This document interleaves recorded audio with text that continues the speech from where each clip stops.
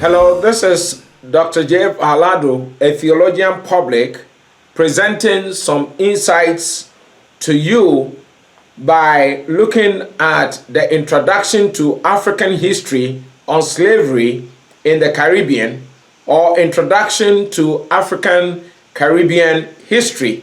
In the previous presentation, we focused on the Gold Coast slaves in Jamaica and the action, interaction, and reaction from that slave relationship. The action of the Europeans taking Gold Coast slaves and the interaction the Gold Coast slaves had with European slavers, and the reaction of the Gold Coast slaves and what led to an advanced reaction and the reaction of the European slavers also. Now, in this presentation, we are still in the Caribbean, and this is the Caribbean Sea and the Caribbean islands. This presentation will focus on the Gold Coast slaves in Guyana. Negroes from the Gold Coast were also sent to Guyana, and Guyana is in South America, close to the Caribbean Sea. The Negroes included the Maroon people, who originated from the Ashanti group of the Gold Coast. These Ashantis were living in the hinterland, not in the actual coast, but some of them were taken as slaves and they were sent to Guyana. The Maroons or Ashantis in Guyana were a part of two slave revolts from 1763 to 1764 in a town called Berbais, and then another revolt in 1823 in a town called Demerara. They deserted the plantations in such large numbers that their absence brought financial losses to their white owners. They created their own villages and communities, and historians have documented contributions of Africans in building Guyana. So the officials of Guyana have erected a 1763 monument at the Square of the Revolution in Georgetown. And this is Georgetown, their capital. They've erected a 1763 monument there as a remembrance of the revolt that these Maroons or Ashantis did, or the revolts they staged against the white slave masters. And the authentic fact against slavery that we learn from this is the creation of their own villages and communities indicate that they were not used to slavery and suppression in the Gold Coast, but were independent people before the coming of the Europeans. Africans do not want to be colonized and imperialized or dominated and ruled by others against their will in any way, and whether in the secular world or in the church world. This is the reaction that took place. It was a time of revolting against the white people or the Caucasians who were suppressing them to work for them. And the lesson we learn is the reactions of the Ashantis in the Caribbean project their true human nature, or it projects the true human nature of Ashantis and their love for four things: their love for independence or self-government under their own tribal person as a leader, or tribal people as leaders. Number two, they have the love for self-determination of life. Number 3 is being entrepreneurial or being self-employed. And number 4 is being their own bosses. Now, I want to draw a conclusion on the Gold Coast slaves in Jamaica and the Gold Coast slaves in Guyana. Now, if you look at the map of the Caribbean, this is where Jamaica is. And this is where Guyana is. Look at the reactions that took place between the people taken to Jamaica and the people taken to Guyana. The distance between them was so wide, they were not in a particular place. They didn't plan this revolt together. It was because the action and interaction produces reaction, whether positive or negative.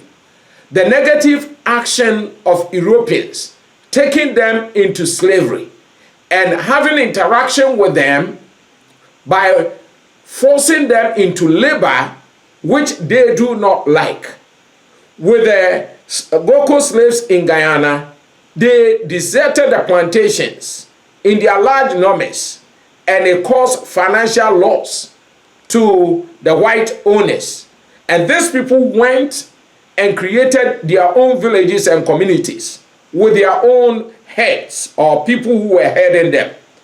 Now, I want to draw some pointers or conclusions from this. That the character of the Negro or Gold Coast Negroes by rebelling or revolting was against evil. The evil of slavery and racial superiority. And this is a warning to people who take certain actions. And don't ever think that the people that you take evil actions against them will always continue to be a yes massa people. They will one day react to the evil action the person takes. We look at the initial, immediate, and advanced forms of reactions. And there were indications that slavery was not widespread and indigenous in African society, as claimed by a Caucasian professor of history, but that Europeans introduced it in Africa. Now, the courage or boldness, and if you will, the stubbornness of Africans in the Caribbean, not changing their attitude or position on the evil of slavery, was the initial remarkable contribution to the fight for emancipation. The fight that initiated the process of being set free from European slavery and Western slavery. And so this is the contribution of Africans in the Caribbean.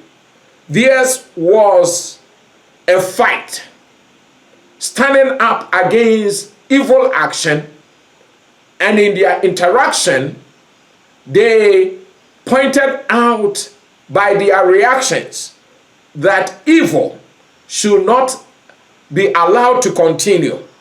And so they fought for emancipation. They fought until America, through Abraham Lincoln, did the Emancipation Proclamation. And that was a process towards being set free from slavery.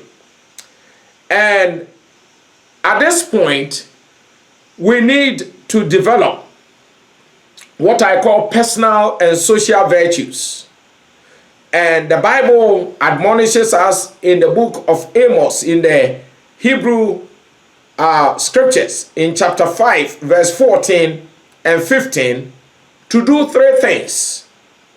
One, establish justice in the gates as an entrance to personal and social virtues. We need to develop personal and social virtues. The Europeans who took that negative evil action of slavery lacked personal and social virtues. And that is a social virtue that we need is justice. And we must establish justice for all people in the gates. And the gates signify the entrance. It is an entrance to human relationship. And people who violate this social and personal virtue in their relationship will suffer. The second virtue is to love good, or to love the good. And number 3 is to hate evil. In Hebrews chapter 1 verse 8 to 9, the Christ, the Savior of the world, whom others call the Messiah, was an example to all humans in this regard. He loved the good and hated iniquity.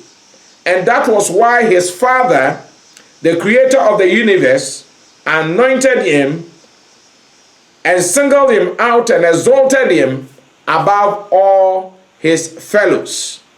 And so let us think of what evil actions and evil interactions will lead to. It will lead to reactions.